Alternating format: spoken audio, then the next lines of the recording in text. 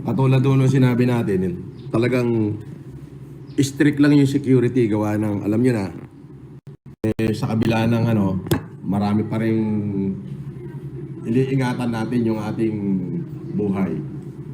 Okay? So, magandang umaga sa inyo. Simulan muna natin yung unang batch ng ating para sa mga tagalinis, tagahakot ng basura, yung mga small time na mga empleyado natin na mararangal.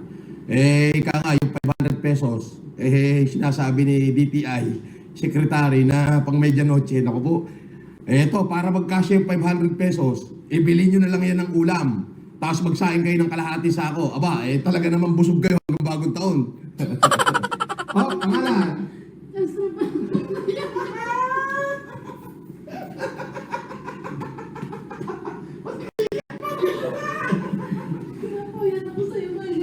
Ganon? Oo. Oo, ano? Bumuhat ka na kung kaya mong buhatin. Buhatin mo na. Alalayan nyo. Yan. Okay, sige. Huwag ka na tiyak para sabihin mo kay Sir. Thank you po. Wag, Merry Christmas. Kay Lord, di ba pasalamat mo sa akin?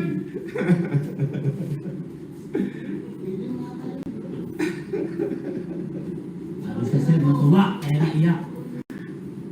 Ayun yung tawag ng tuwa. Ha? Tuwang iyak.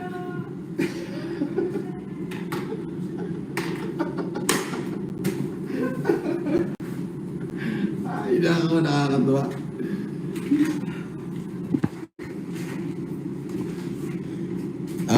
Sige. At least tayo, pag nabigay tayo, Isang sako. isang sako. Hindi 5 kilo.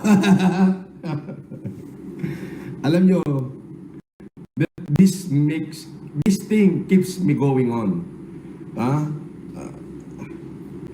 Sabi ko nga, ako ay nagkasala, pero ang sa akin dito ay be a good Samaritan. Not only Christmas,